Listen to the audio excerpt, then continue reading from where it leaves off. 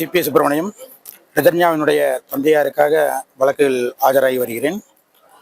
திருமணமான 78 நாளிலேயே ரிதன்யா என்ற இளம்பெண் இறந்துவிட்டார். இறப்பதற்கு முன்பாக தான் இறப்பதற்கான காரணம் என்ன என்பது குறித்து தனது தந்தையாருக்கு ஆடியோ மூலம் தெரியப்படுத்திவிட்டு இறந்துவிட்டார்.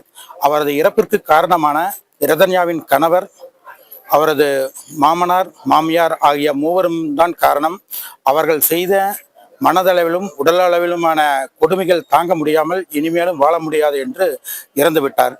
அவர்கள் மீது காவல்துறை வழக்கு பதிவு செய்து முதலில் அவரது கணவரையும் கணவரின் தகப்பனாரையும் கைது செய்திருந்தனர்.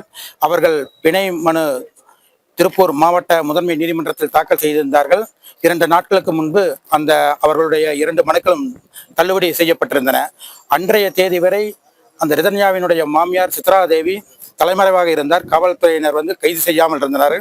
அன்றைய தினம் ரிதன்யாவின் தகப்பனாரும் மற்றவர்களும் திருப்பூர் மாவட்ட காவல்துறை கண்காணிப்பாளரை சந்தித்து வழக்கில் விசாரணை துரிதமாக நடைபெற வேண்டும், நியாயமாக நடைபெற வேண்டும் என்பதையும் எவ்வித அரசியல் தலையீடும் இல்லாமல் நடைபெற வேண்டும் என்று வலியுறுத்தினார்கள். அதைத் தொடர்ந்து அன்றைய தினம் சித்ராதேவியும் கைது செய்யப்பட்டிருந்தனர். சித்ராதேவி கைது செய்யப்பட்ட உடனே அடுத்த நாளே பிணை கோரி மனு தாக்கல் செய்திருந்தனர்.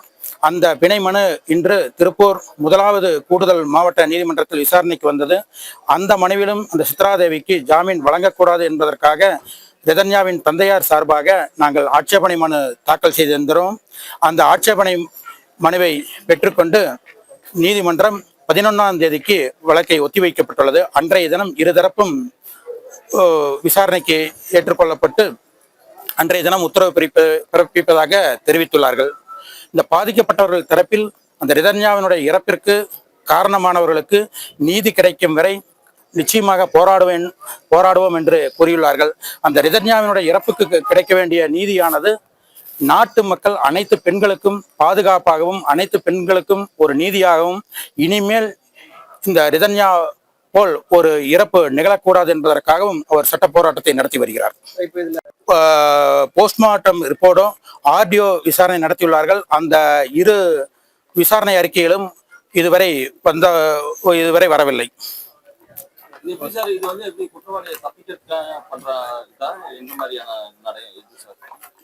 குற்றவாளிகள் இந்த வழக்கில் தப்பிப்பதற்கான வாய்ப்புகள் இல்லை. அவர்கள் சில நியாயமான கால அவகாசம் எடுத்துக்கொள்கிறார்கள். ஏனென்றால் போஸ்ட்மார்ட்டம் ரிப்போர்ட்டும் ஆடியோ விசாரணையும் முழுமை பெற்று அறிக்கை சமர்ப்பிக்க வேண்டியுள்ளது. அதற்கு நியாயமான காரணம் இருப்பதாகத்தான் காவல்துறையினர் தெரிவிக்கின்றார்கள். இருந்த போதிலும் ஒட்டுமொத்த சமுதாயமும் இந்த வழக்கில் விசாரணை இன்னும் வேகமாகவும் துரிதமாகவும் இருக்க வேண்டும் என்றும் நியாயமாகவும் இருக்க வேண்டும் என்றும் அவர்கள் ரிதன்யாவின் பெற்றோர்கள் மட்டுமல்ல இந்த சமுதாயமே எதிர்பார்க்கின்றது.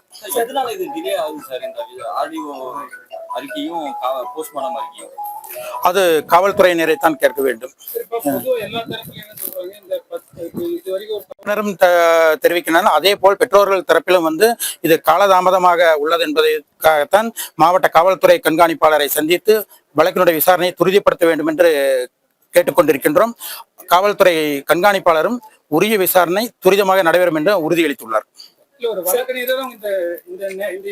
காலதாமதங்கிறது ஒரு ஏற்புடைய ஒன்றுதான். நீங்க என்ன கருத்து சொல்றீங்க? ஒரு நியாயமான ஒரு கால அவகாசம் இருப்பதாகத்தான் கருதுகிறேன். ஆமா, அவர்கள் திரும்பவும் ஒரு 2 வாரம் கழித்து இதே நீதிமன்றத்தில் வேறு மனு தாக்கல் செய்யலாம் அல்லது உயர் நீதிமன்றத்தை நாடலாம்.